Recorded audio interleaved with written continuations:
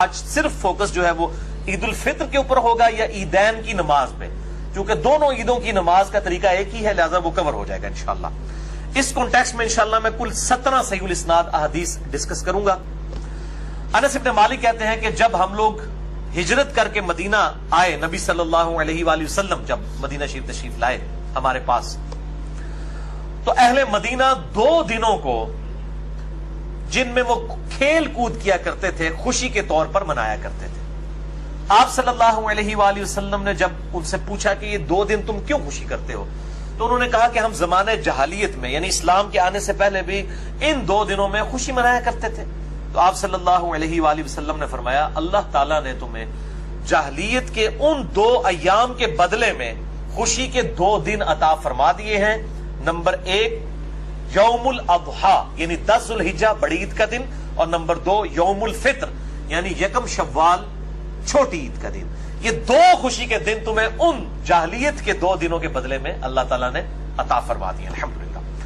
دوسری حدیث ترمذی میں موجود ہے، سنن ابن ماجہ میں بھی، المستدرک للحاکم میں بھی، امام حاکم اور امام ذہبی نے تصحیح کی ہے، مشکات میں 1440 ہے کہ نبی صلی اللہ علیہ وآلہ وسلم جب عید الفطر کے لیے گھر سے نکلتے تو کچھ نہ کچھ کھا کر جایا کرتے، اور عید الاضحیٰ کے دن واپسی پر آ کر کھایا کرتے تھے۔ اور بخاری مسلم میں آتا ہے کہ آپ قربانی کرنے کے بعد اسی کے گوشت کے ساتھ ناشتہ فرمایا کرتے تھے۔ لیکن ظاہر ہے یہ وہی کرے گا جس کا جانور فوراً قربان ہو جائے۔ اب جس کا اب ہونا ہے زور کے بعد یا اگلے دن، تو وہ کہتے ہیں نہیں روزہ رکھنا ہے۔ یہ میں نے مسئلہ نمبر 52 میں بتایا تھا، روزہ کو نہیں رکھنا ہوتا، مثلا ایک مستحب کام ہے، وہ کر لے ثواب، کوئی نہ کرے تو کوئی گناہ والا معاملہ نہیں ہے۔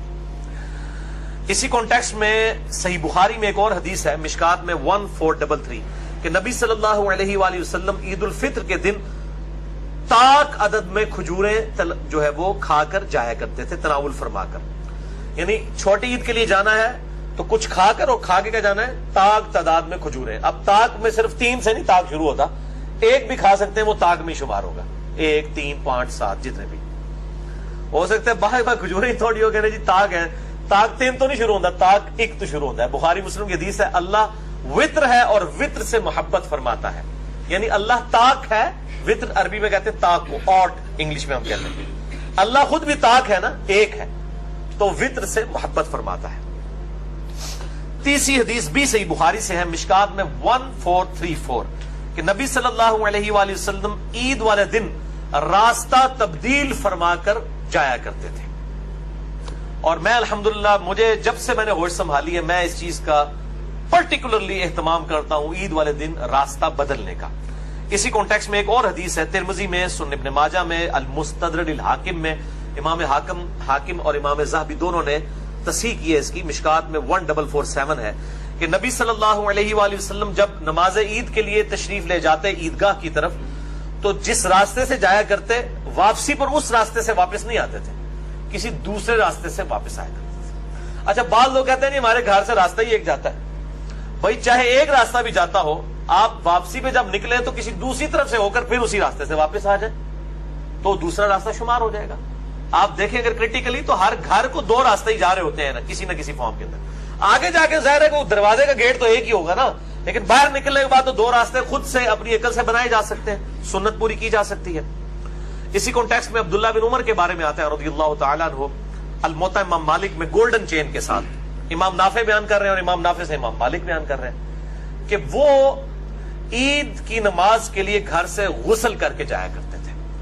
تو اجماع ہے امت کا کہ عید والے دن غسل کیا جائے، اور اگر نئے کپڑے ہوں تو وہ پہنے جائیں، اور یہ نئے کپڑے پہننا کوئی سنت موقعہ نہیں ہے کہ ضروری نئے کپڑے پہننے۔ میں اکثر کئی عیدوں کے اوپر میں عید کپڑے نہیں سلواتا ہوں اور پرانے کپڑے دھو کے پہن لیتا ہوں، یہ تو ضروری نہیں کہ ضروری نئے کپڑے ہی پہننے ہیں۔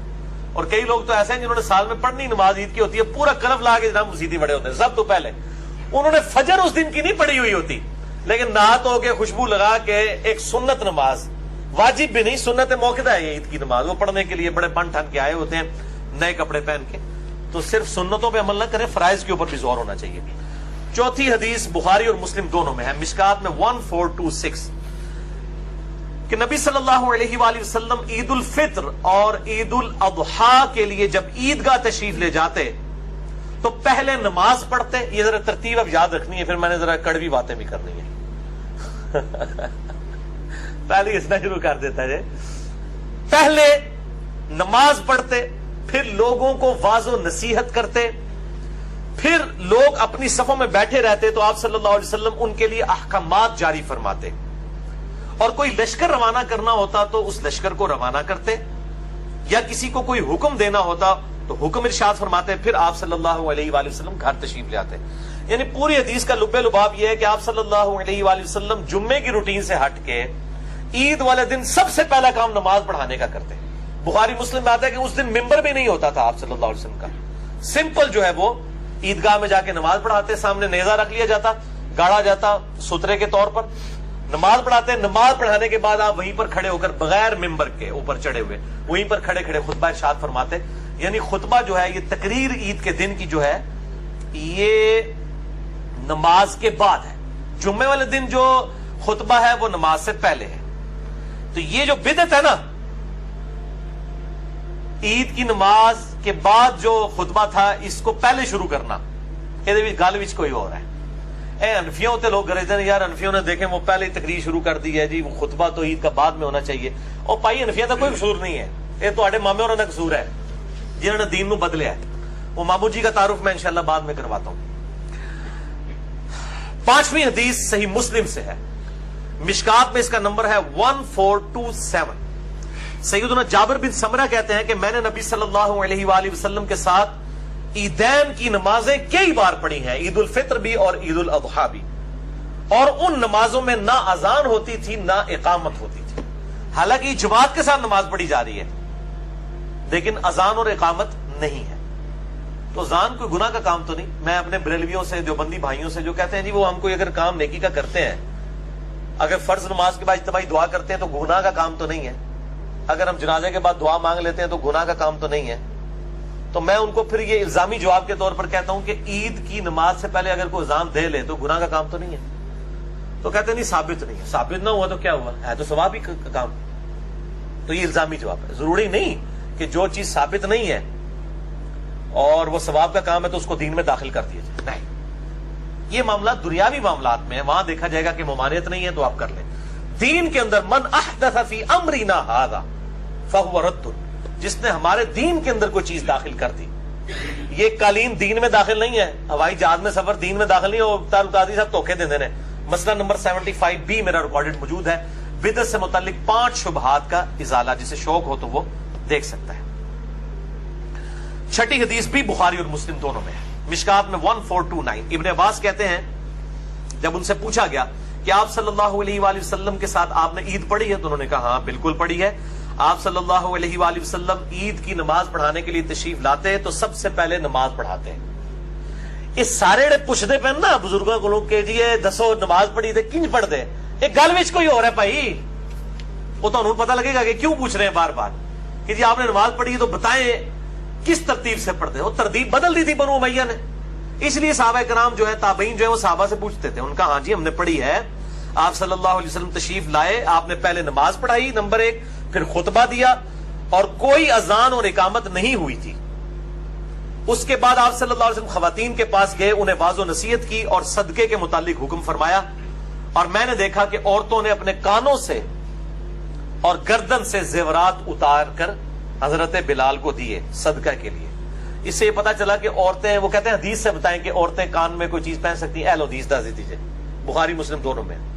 اور اسی میں ایک ترک جو ہے نا, ایک طریق بخاری اور مسلم کا, اس میں الفاظ ہے آپ نے فرمایا عورتوں میں نے تم میں سب سے زیادہ دوزخ میں دیکھا ہے کیونکہ تم اپنی خاوند کی ناشکری کرتی ہو, تو اللہ کے حضور صدقہ کرو. پھر عورتوں نے سب سے زیادہ صدقہ اپنے زیورات اتار کے دے دیے. آج بھی جو یہ مطلب بولی بالی عورتیں ہیں, وہ مولوی جب ترغیب دلاتے ہیں تو وہ آپ کو پتا ہے وہ بھی اپنے زیور اتار دیتی ہیں. نبی صلی اللہ علیہ وسلم کی مثالیں دی جاتی ہیں, وہ تو زیور اتروایا جاتا تھا تو کہیں لگتا تھا. آپ صلی اللہ علیہ وسلم تو اپنی وفات تک, بخاری مسلم میں آتا ہے کہ اما عائشہ کہتی ہیں بعض کا 1 مہینہ, بعض کا 2, بعض کا 3 مہینے تک ہمارے گھر چولہا نہیں جلتا تھا اور 2 کالی چیزوں پر گزارا ہوتا تھا, نمبر 1 کھجور اور نمبر 2 پانی. اور کھجوریں بھی کوئی پیٹیاں نہیں, 2 کھجوریں صبح 2 شام کے وقت, 1 پانی کا پیالہ میٹھا صبح کے وقت 1 شام کے وقت. وہاں تو میٹھا پانی بھی ایشو تھا, کڑوا پانی ہوتا تھا, اتنی دور سے بھر کے لانا پڑتا. تو ہمارے نبی کی تو زہد کی زندگی گزری ہے صلی اللہ علیہ وآلہ وسلم. آج ان کی مثالیں پیش کر کے تو یہ جو چندے ہتھیار ہیں عورتوں سے اور مردوں کو ایکسپلائٹ کر رہے ہیں اور اس سے اپنی جدادیں اور اپنا لیونگ سٹینڈرڈ انہوں نے مینٹین کیا ہوا ہے، تو ان کو شرم کرنی چاہیے. تو یہ ان احادیث کی روشنی میں آپ کو پتہ چل گیا کہ جمعے کی ترتیب تو پتہ ہے، احادیث کی روشنی میں بھی اجماع امت ہے کہ پہلے جو ہے وہ آپ نے تقریر کرنی ہے، اس کے بعد نماز. عید کا جو ہے معاملہ اس سے الٹ ہے، پہلے نماز اور اس کے بعد تقریر ہوگی اور اس میں ممبر بھی نہیں رکھا جائے گا، بغیر ممبر کے. 7ویں حدیث خلفائے راشدین، یہ کہتے ہیں جی پہلے خلفائے راشدین سے ثابت کریں، نبی صلی اللہ علیہ وسلم کو چھوڑ دیں، خلفائے راشدین وہ بھی سن لو ان کی سنت کیا تھی. بخاری اور مسلم دونوں میں ہے، مشکات میں 1428. عبداللہ ابن عمر کہتے ہیں کہ میں نے نبی صلی اللہ علیہ وآلہ وسلم، سیدنا ابو بکر اور سیدنا عمر رضی اللہ تعالی عنہما وعلیہم السلام کے ساتھ عیدین کی نمازیں پڑھی ہیں. یہ سب لوگ نماز عید کو خطبے سے پہلے پڑھا کرتے تھے. یہ اتنی تکرار کیوں آ رہی ہے؟ گل وچ کوئی اور ہے، اندر کی بات کوئی اور ہے، بٹوین دا ورڈز کوئی اور چیز ہے. پھر اسی حدیث کا ایک طریق آتا ہے اسی سے ملتا جلتا، بخاری اور مسلم دونوں میں، صحیح بخاری میں 5573، صحیح مسلم میں 5098 اور الموطا امام مالک میں ڈیٹیل کے ساتھ ہے. یہ ابو عبید تابعی کہتے ہیں کہ میں نے سیدنا عمر کے ساتھ عید کی نماز پڑھی، انہوں نے پہلے نماز پڑھائی اور پھر خطبہ دیا اور فرمایا کہ نبی صلی اللہ علیہ وآلہ وسلم نے عید الفطر اور عید الاضحیٰ کے دن روزہ رکھنے سے منع فرمایا اور فرمایا کہ یہ خوشی کے دن ہے. اور پھر سیدنا عمر نے کہا کہ تم اس دن قربانی کا گوشت بھی کھاتے ہو بڑی عید والے دن، اور یکم شوال یعنی چھوٹی عید کو تم روزہ بھی نہیں رکھتے ہو، یہ خوشی کے دن ہے. پھر وہ تابعی کہتے ہیں کہ پھر میں نے سیدنا عثمان کے ساتھ بھی عید کی نماز پڑھی. حضرت عمر کا دور ختم ہو گیا، سیدنا عثمان کا دور آ گیا.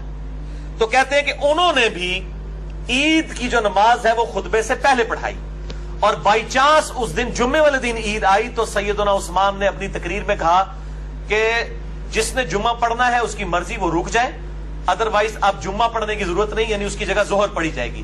کیونکہ جمعے کی بھی تقریر ہوتی ہے نا، ایک ایک دن میں دو دو تقریر، صحابہ کرام سے مایوب سمجھتے تھے. آپ صلی اللہ علیہ وسلم کے ریفرنس سے بھی آگے حدیث آئے گی کہ ایک دن میں ایک ہی تقریر سنی جا سکتی ہے. تو جمعے والے دن دو دو تقریریں نہیں، جس کی ہاں شوق سے کوئی سننا چاہتا ہے ضرور سنیں، باقی آپشن ہے کہ آپ چھوڑ دیں. گاؤں سے جو لوگ آئے ہوتے تھے ان کو کہا جاتا تھا آپ چلے جاؤ وہاں جا کے زور کی نماز پڑھ لو. جس نے ایک تقریر اٹینڈ کر لی، یعنی عید اور جمعہ اکٹھے ہو جائیں تو کوئی گورنمنٹ سے پارے نہیں ہوتے، ٹھیک ہے. اور یہ پارے عوام کے اوپر ہو جاتے ہیں کہ ان کو دو دو تقریریں مولویوں کی سننی پڑ جاتی ہیں، حالانکہ پہنچتے اینڈ پہ ہی ہیں، سننی انہوں نے پھر بھی کوئی نہیں ہوتی. تو آپ نہ کریں، آپ جماعت کروا لیں زور کی الگ سے اپنی. جمعہ وہ پڑھنا اس دن فرض نہیں ہوتا جس دن عید والے دن جمعہ آ جائے، دونوں میں سے ایک جو ہے وہ کام کر لیا جائے. اچھا، تو سیدنا عثمان نے کہا کہ جس نے اب عید پڑھ لی اس کی مرضی جمعے کے لیے رکے ورنہ چلا جائے، اور آپ نے نماز کے بعد خطبہ دیا. پھر ابو عبید تابعی کہتے ہیں کہ پھر سیدنا علی کا دور آ گیا، اس اعتبار سے کہ جب سیدنا عثمان کو محصور کر دیا باغیوں نے. اس حدیث میں الفاظ ہے کہ حضرت عثمان خلیفہ راشد ہی تھے لیکن باغیوں نے ان کو گھر میں محصور کر دیا، تو سیدنا علی ابن ابی طالب نے ہمیں نماز عید پڑھائی عیدگاہ پہ جا کے. ظاہر ہے کہ حضرت عثمان کو تو باہر نہیں نکلنے دے رہے تھے، تو سیدنا علی کی ڈیوٹی لگائی گئی سیدنا عثمان کی طرف سے کہ آپ میرے بہاف کے اوپر عید کی نماز لوگوں کو پڑھائیں. تو سیدنا علی نے بھی عید کی نماز پہلے پڑھائی اور خطبہ اس کے بعد دیا. یہ کیوں اتنی تکرار ہو رہی ہے؟ گل وچ کوئی اور کی گل ہے وہ سنو تسی. 8ویں حدیث، یہ حدیث بخاری اور مسلم دونوں میں موجود ہے. صحیح بخاری میں اس کا نمبر ہے 956، صحیح مسلم میں 2053، اور شکر ہے یہ مشکات میں بھی موجود ہے. ویسے گل وچ کوئی اور ہے، مشکات میں کم ہی ہوتی ہیں. مشکات میں 1452. یہ دکھا دیں ذرا ان کو، میں نے جو ہے یہ آج قیام اللیل کرنے سے پہلے اس کو نشان لگا لیا تھا. یہ جناب نمبر دکھا دیں ان کو، یہ پیج بھی ہائی لائٹ کر دیں. مشکات المصابیح میں انٹرنیشنل نمبرنگ کے مطابق 1452 ہے. بخاری مسلم دونوں میں موجود ہے. یہ انڈر لائن بھی میں نے کیے کچھ الفاظ، میں اس حدیث کو بریف کرتا ہوں، پہلے آپ اس کو دیکھ لیجئے. اسی طریقے سے کیمرے میں بھی آ جائے گا تاکہ بعد میں سمجھانا مجھے آسان ہو جائے گا کہ یہ بدعت کس نے شروع کی کہ اس نے جمعے کی نماز کی طرز کے اوپر خطبہ جو ہے وہ تقریر جو ہے وہ نماز سے پہلے شروع کروا دی. وہ اب آپ سن لیے. ابو سعید خدری رضی اللہ تعالیٰ عنہ کہتے ہیں اسی حدیث میں بخاری مسلم دونوں میں مشکات 1452 کہ عید الفطر اور عید الاضحیٰ کے لیے جب نبی صلی اللہ علیہ وآلہ وسلم تشریف لے جاتے تو پہلے نماز پڑھتے، پھر کھڑے ہو کر خطبہ دیتے اور لوگوں کو اپنی طرف متوجہ کرتے، اور پھر کوئی لشکر بھیجنا ہوتا تو بھیجتے، پھر صدقے کی ترغیب دلاتے، خواتین سب سے زیادہ صدقہ اور خیرات کیا کرتی تھی، اور پھر آپ صلی اللہ علیہ وآلہ وسلم گھر تشریف لے جاتے، اور یہ معمول ایسے ہی رہا حتیٰ کہ مروان بن حکم کا دور آ گیا۔ مروان بن حکم اسی مدینہ شریف میں جہاں ابو سعید خدری رہتے تھے، یہ مکے اور مدینے یعنی حجاز کا گورنر بنایا گیا تھا حضرت معاویہ کی طرف سے رضی اللہ تعالیٰ عنہ۔ وہ کہتے ہیں جب مروان گورنر بنا، ان کا جب زمانہ آ گیا تو ابو سعید خدری کہتے ہیں ظاہر ہے کہ وہ حاکم وقت نہیں، گورنر وقت نہیں نماز پڑھانی ہوتی تھی، وہ کہتے ہیں کہ مروان کی کمر پر ہاتھ رکھ کر میں نماز عید کے لیے آیا، یعنی بوڑھے ہو چکے تھے ابو سعید خدری، اور یہ 74 ہجری میں فوت ہوئے ہیں، حضور کے بعد 63 سال تک زندہ رہے ہیں ابو سعید خدری، اور کثرت سے جو 7 صحابہ احادیث روایت کرنے والے ہیں ان میں ابو سعید خدری بھی شامل ہے۔ کہتے ہیں میں بوڑھا ہو چکا تھا، میں مروان بن حکم کی کمر پر ہاتھ رکھ کر نماز عید کے لیے روانہ ہوا، حتیٰ کہ ہم عیدگاہ پہنچے تو کہتے ہیں میں نے دیکھا کہ کثیر ابن الصلت نے گارے اور اینٹوں کا ممبر تیار کر رکھا ہے۔ پہلی بدعت، ممبر تیار کیا، اصل میں انہوں نے کتے دے مول نہیں سی کوئی پوچھتا، مولا علی تے گالا نہیں کٹتے سن ممبر ہوتے، تو ان کے پاس یہی ایک موقع آتا تھا، جیسے آپ اعتکاف بیٹھتے ہیں تو آپ ویسے تو علماء کی تقریریں نہیں سنتے، اعتکاف میں آپ علماء کے قابو آئے ہوتے ہیں تو وہ آپ کو فجر کے بعد بھی درس، زور کے بعد بھی درس، عصر کے بعد بھی درس، تو وہ آپ جی مصیبت میں ڈال دیتے ہیں۔ پھر رات کو قیام میں کوئی اور کھڑا ہو نہ ہو، لیکن اعتکاف والوں سے سارے ایکسپیکٹ کر رہے ہوتے ہیں کہ انہوں نے رات کھلونا چاہیے، یہ یعنی لوہے دے بڑے ہوئے نے دیہڑی درس دیں رات انہوں نے قیام کھلا دیں رہے، اس طریقے سے ان کو تو کوئی پوچھتا ہی نہیں تھا، تو انہوں نے اسپیشل ان کے لیے تو بڑا ایک عید کا دن اس اعتبار ہوتا ہے چلو ان لوگ زبردستی ساڑی گالتے سنیں گے، لیکن مسئلہ کیا تھا کہ عید کی جو تقریر ہے وہ نماز کے بعد ہوتی ہے، لوگ نماز پڑھ کے کھسک جاتے تھے، جس طرح ابھی بھی لوگ چلے جاتے ہیں، ظاہر ہے کہ وہ تقریر سننا کوئی واجب تو نہیں ہے نا، اور یہ تقریروں کے اندر کہتے تھے علی پر لعنت، علی سے محبت کرنے والوں پہ لعنت، ابن زبیر پہ لعنت، ابن زبیر سے محبت کرنے والوں پر لعنت، نعوذ باللہ من ذالک۔ یہ بنو امیہ کے لوگ،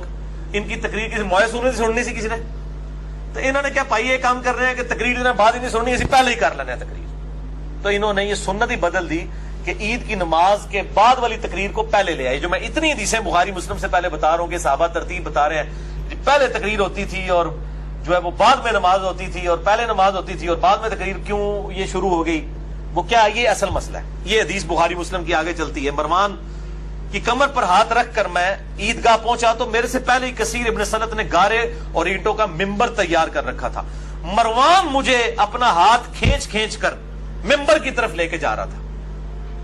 ابو سعید خدری کو، یہ بوڑھے ہو چکے تھے، یہ بیچارے سہارے سے آئے مروان کے، اور مروان بھی بزرگوں کو ساتھ لے کے آیا کہ لوگ کہیں کہ جناب یعنی کہ یہ بھی ساڑھے نال لیں، لیکن آج بھی وہ لوگ بزرگ لوگوں کو مہمان خصوصی بنا دیتے ہیں نا تاکہ ان کی جو چیزیں پیچھے چھپ جائیں، اسی لیے تو حضرت حسین کے اوپر تلوار رکھی جا رہی تھی کہ آپ بیعت کریں، کہ میں حسین نے بیعت کر لی باقی کوئی نہ بھی کرے خیر ہے، لیکن حسین بھی ڈٹا رہا، انہوں پتا سی کہ میں بیعت کر لی تو آل امیہ اور آل عباس کی بدماش جو ملوکیت ہے یہ دین کا حصہ بن جائے گی۔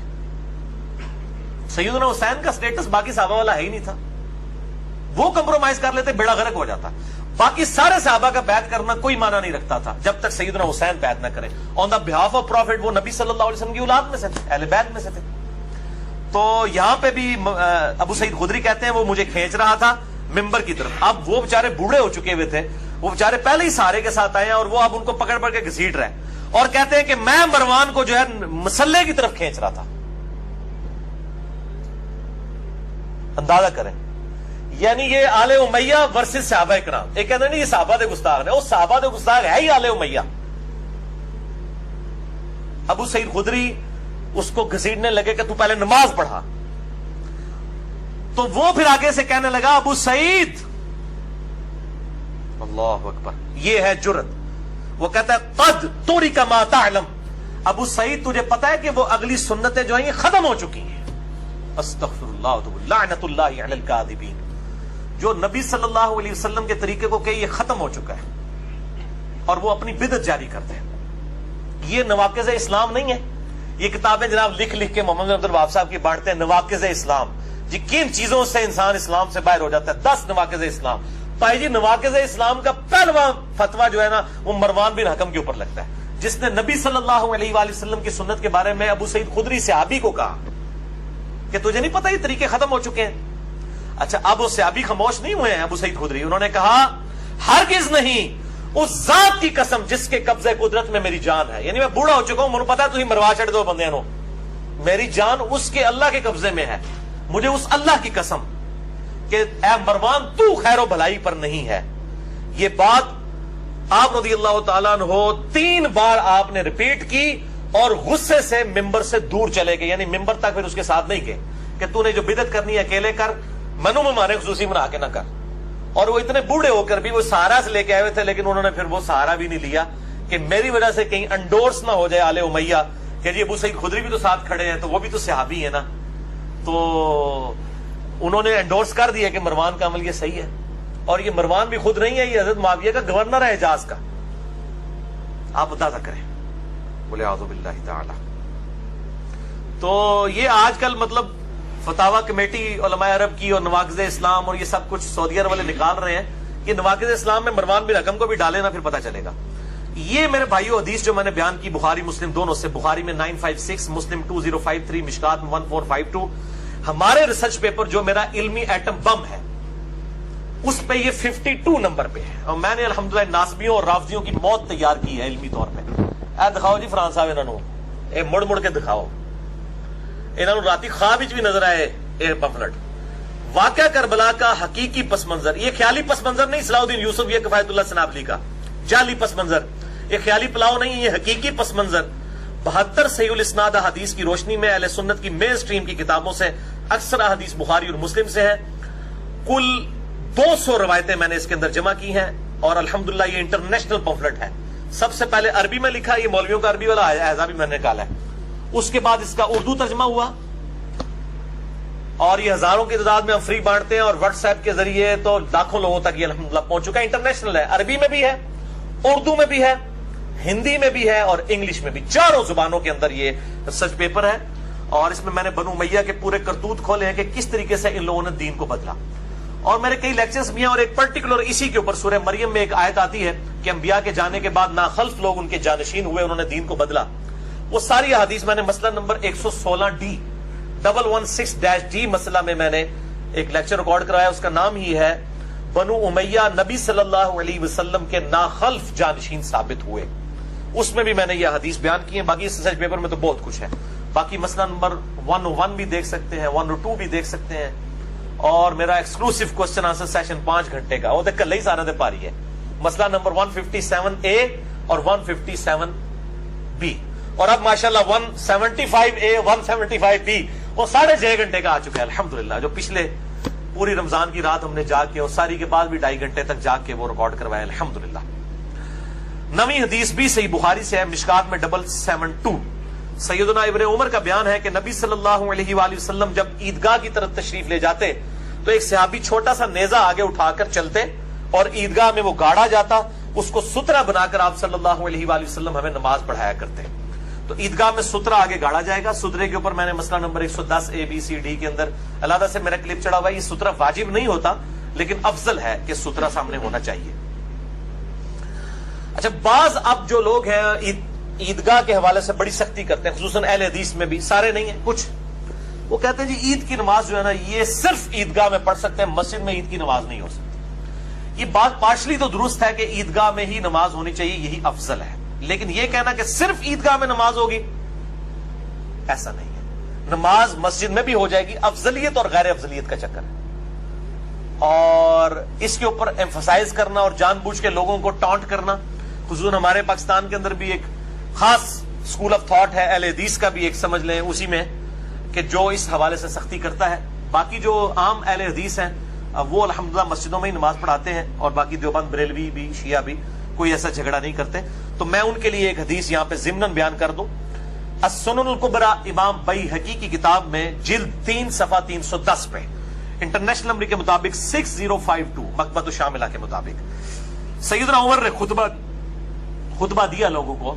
اور کہا لوگوں، بے شک نبی صلی اللہ علیہ وآلہ وسلم لوگوں کو عیدگاہ لے جا کر نماز پڑھایا کرتے تھے، اور یہ بات زیادہ آسان اور وسعت والی بھی تھی، اور وہ لوگ مسجد میں سما بھی نہیں سکتے تھے۔ پس اگر بارش ہو تو مسجد میں نماز عید پڑھ لو، یہ زیادہ آسان ہے۔ یعنی بارش میں ایک عذر ہے، اب ضروری نہیں کہ عیدگاہ والی سنت ہی پوری کرنی ہے، اگر بارش ہے تو مسجد میں پڑھیں۔ اور اسی طریقے سے عیدگاہ اگر کہیں پر اویلیبل نہیں ہے، گراؤنڈز اویلیبل نہیں ہے، بعض کا سیکیورٹی ریزنز بھی ہو جاتی ہیں، کیٹاسٹرافی کنڈیشن کے اندر مسجد کے اندر عید کی نماز بالکل درست ہوگی۔ اس کو سپورٹیو ایک حدیث بھی ہے لیکن وہ ضعیف ہے، سنن ابی داؤد کے اندر مرفوع حدیث بھی موجود ہے، مشکات میں 1448 اور ابو داؤد کے حوالے سے، لیکن وہ ضعیف ہے، میں بیان کرنا بھی اس کو مناسب نہیں سمجھتا۔ 10ویں حدیث بھی بخاری اور مسلم دونوں میں ہے، مشکات میں 1430۔ ابن عباس رضی اللہ تعالیٰ عنہ کہتے ہیں کہ نبی صلی اللہ علیہ وآلہ وسلم نے عید الفطر کی 2 رکعت نماز پڑھائی، اور اس سے پہلے اور بعد میں کوئی نماز نہیں پڑھی۔ یعنی نماز عید سے پہلے 2 رکعت تحیت الوضو یا تحیت المسجد نہیں پڑھ سکتے، عید کی نماز کا پروٹوکول ہے۔ عید سے پہلے بھی کوئی نماز نہیں پڑھ سکتے، بعد بھی کوئی نماز، اس دن اشراق کی نماز بھی نہ پڑھے، چاش بھی نہ پڑھے، وہ نماز عید خود بخود ایکویلنٹ بن گئی اس کی۔ جیسا کہ رمضان سے کنزیکٹو پہلے شعبان کے آخری دنوں میں روزہ رکھنا منع ہے تاکہ رمضان کا پروٹوکول رہے، عید کا پروٹوکول یہ ہے کہ عید والے دن اس اشراق کے ٹائم کے اندر آپ جو ہے وہ کوئی اور نماز نہیں پڑھیں گے سوائے عید کی نماز کے۔ اچھا، اور یہ عید کی نماز کے ٹائم کے اوپر بھی اجماع ہے کہ یہ زوال آفتاب سے پہلے پہلے رہے گا۔ جو مکروہ وقت شروع ہوتا ہے اس کے بعد زوال آفتاب یعنی ابتدائی ظہر ہو جاتی ہے، اس سے پہلے پہلے آپ نے عید کی نماز کو پڑھ لینا، نہیں اشراق اور چاش کے وقت کے اندر عید کی نماز پڑھنا سنت ہے۔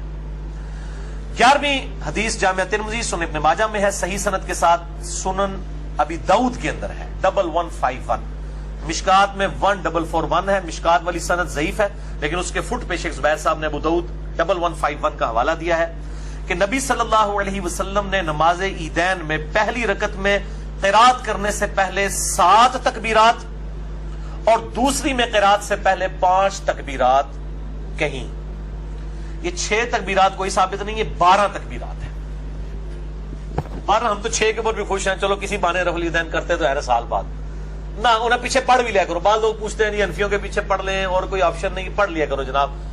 اور وہ جو 6 کر رہے ہیں نا، 6 دفعہ چلو رفع الیدین کرتے ہیں، کم از کم وہ خود شرم تو محسوس کریں گے جو کہتے ہیں جی بت رکھ کے آتے تھے اس لیے رفع الیدین ہوتا تھا۔ اب ان بے شرموں کو پتا چلے گا عید والے دن تم نے بھی بت رکھے ہوئے ہیں، ٹھیک ہے۔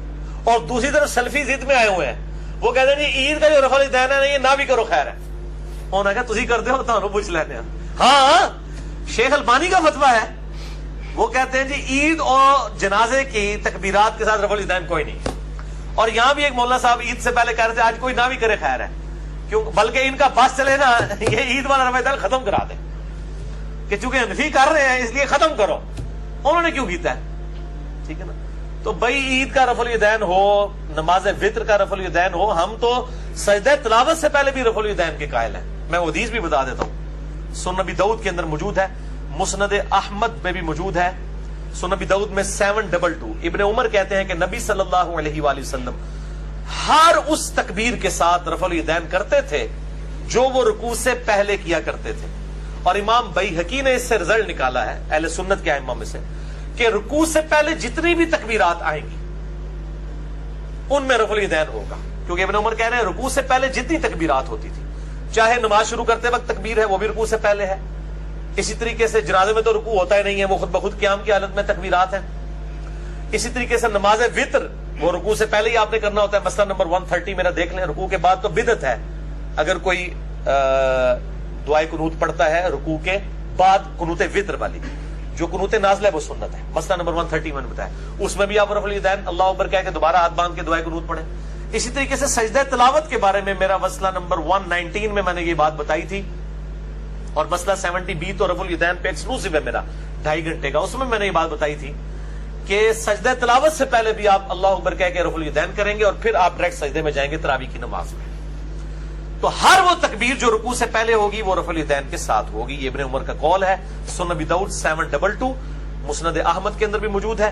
لہذا الحمدللہ ہم یہ تمام چیزوں پہ رفع الیدین کے قائل ہیں، اور یہ تو ہر رفع الیدین کے اوپر ہر انگلی کے اوپر نیکیاں ملتی ہیں، سنن طبرانی کے اندر موجود ہے، ہر انگلی کے اوپر 10 نیکیاں ہیں جو رفع الیدین کرتا ہے۔ تو ہم بھائی قنوت وطر والا بھی کرتے ہیں, ہم کوئی سلفیوں والی ضد نہیں رکھتے کہ جی وطر میں کوئی نہیں ہے, اور وہاں پہ وہ دیکھیں ضد میں آ گئے وطر والا کوئی نہیں, چونکہ وہ انفی کر رہے ہیں. انفیوں کو بھی شرم نہیں آتی ہے, وہ جناب وہ کہتے ہیں بت رکھ کے آتے ہیں, تو روزانہ یہ عشاء کی نماز میں بت رکھ کے آئے ہوتے ہیں سارے انفی, اور عید کی نماز میں بت رکھ کے آئے ہوتے ہیں جو 6 زائد تکبیریں کہہ رہے ہوتے ہیں. اچھا, اگر کسی کی تکبیرات رہ جائیں, یعنی وہ پہلی رکعت میں بھول گئے تکبیرات کہنا امام, تو دوسری تکبیرات جو ہے وہ پہلی والی 7 اگلی میں رکعت میں کہہ لیں. اس میں بھی بھول گیا تو اس میں سجدہ صاحب کرنے کی ضرورت نہیں ہے, مین سٹرکچر نماز کی اپنی جگہ موجود ہے. یہ سنت ہے تکبیرات, واجب اور فرض نہیں ہے, تو نماز ہو جائے گی لیکن ثواب میں کمی آئے گی. اسی طریقے سے اگر ایک رکعت گزرنے کے بعد کوئی امام کے ساتھ آ کے ملتا ہے, تو اب اس کی پہلی رکعت میں 7 تکبیرات رہ گئی نا, تو سلام پھیرنے کے بعد جو اپنی ایک علیحدہ رکعت پڑے گا تو اس میں وہ قرات سے پہلے وہ 7 تکبیرات پوری کرے. اس طرح جنازے میں بھی لوگ دیکھیں وہ آخری تکبیر میں ملتے ہیں, امام کے ساتھ سلام پھیر دیتے ہیں. اگر آپ امام کے ساتھ دوسری یا تیسری تکبیر میں ملے ہیں تو ایک تکبیر آپ کی رہ گئی تھی, تو امام کے سلام پھیرنے کے بعد آپ اللہ اکبر کہہ کے وہ تکبیر پڑھیں جو آپ کی رہ گئی تھی. یعنی پہلی تکبیر کے بعد آپ نے سورہ فاتحہ پڑھنی ہوتی ہے, آپ دوسری میں شامل ہوئے دروشی والی میں, اور امام نے سلام پھیر دیا. ایک طرف سلام پھیرنا سنت ہے, نماز جنازہ پہ انشاءاللہ میں قریب لیکچر ریکارڈ کروا دوں گا. تو امام جب ایک طرف سلام پھیر کے نماز جنازہ ختم کر دے تو آپ کی جو ایک تکبیر رہ گئی تھی وہ آپ بعد میں کہیں, پھر آپ اپنا سلام الگ سے پھیریں, جس طرح عام نمازوں میں رکھتے رہ جاتی ہیں تو آپ کرتے ہیں, اپنی رکھتے پوری کرتے ہیں. عید میں بھی اس طرح کریں گے, جنازے میں بھی. عید کی نماز سنت ہے, موقدہ ہے, واجب نہیں ہے, اور یہ جماعت کے ساتھ یہ اکیلے آپ نہیں پڑھ سکتے. اگر کسی کی رہ گئی تو ٹھیک ہے. بعض امام بخاری نے بھی ایک قول سا نقل کیا, وہ بے سند ہی ہے, کہ جس کی عید کی نماز رہ جائے تو وہ 2 نفل پڑھ لے اس کی جگہ. یہ امت نے اس کو ایکسپٹ نہیں کیا. اجماع امت اسی کے اوپر ہے کہ نماز عید جو ہے وہ جماعت کے ساتھ ہے, اس کا ایکویلنٹ کوئی اور نماز نہیں. رہ گئی تو خیر ہے, جس کی فجر کی رہ گئی ہوئی ہے انہیں عید کی پڑھ کے لینا ہے, اور عید کی نماز اگر کسی نے چھوڑ بھی دی ہے وہ گناہگار نہیں ہوگا, ایک فضیلت سے محروم رہا ہے, کیونکہ وہ فرض و واجب نہیں ہے. اچھا, احناف جو ہیں وہ میں نے بتایا 6 تکبیریں کہتے ہیں, اور سنن ابی داؤد سے میں نے حدیث بیان کی ہے 1151 کہ آپ صلی اللہ علیہ وآلہ وسلم کے رات سے پہلے 7 تکبیرات پہلی رکعت میں کہتے ہیں, اور دوسری رکعت میں 5 تکبیرات کے رات سے پہلے کہتے ہیں. یعنی 2 رکعت عید کی نماز ہوگی, اس کا طریقہ بھی سن لیں. 2 رکعت نماز ہوگی, کوئی اقامت نہیں ہوگی, کوئی اذان نہیں ہوگی, ڈائریکٹ اللہ اکبر کہہ کر آپ اس نماز کو شروع کریں گے. اور پہلی رکعت کے اندر سورۃ الاعلی پڑھنا اور دوسری میں سورۃ الغاشیہ پڑھنا سنت ہے. یہ صحیح مسلم میں موجود ہے, مشکات میں 840, اور صحیح مسلم میں یہ ایک اور حدیث ہے مشکات میں 841. وہ 840 تھی, مشکات میں یہ 841 ہے, کہ عید الفطر اور عید الاضحیٰ میں سورہ قاف پارہ نمبر جو 26 میں ہے, اور سورۃ القمر پارہ نمبر 27 میں, یہ بھی آپ صلی اللہ علیہ وآلہ وسلم سے پڑھنا ثابت ہے. اور جمعے میں تو ہمیشہ ہی سورۃ الاعلی اور سورۃ الغاشیہ ہے, اور اس طریقے سے عیدین کی نمازوں میں بھی ایکویلنٹ موجود ہے. تو 2 رکعت نماز ہوگی, اللہ اکبر کہہ کر ہاتھ باندھے جائیں گے, ثنا پڑھی جائے گی, ثنا پڑھنے کے بعد پھر اللہ اکبر کہہ کر تکبیر کہی جائے گی, اور ہاتھ دونوں دوبارہ سے باندھ لیے جائیں گے. حنفی چھوڑ دیتے ہیں, اگر کوئی چھوڑ بھی دے خیر ہے, ہمارے نزدیک تو چھوڑنا باندھنا دونوں ہی ثابت ہے. ہم تو مطلقاً بھی چھوڑ کے نماز پڑھنے کے قائل ہیں. تو جو ہاتھ چھوڑ کے نماز پڑھ رہے وہ چھوڑ دیا کرے, جو باندھ کے پڑھ رہے وہ باندھ لیا کرے, دونوں کام کیے جا سکتے ہیں.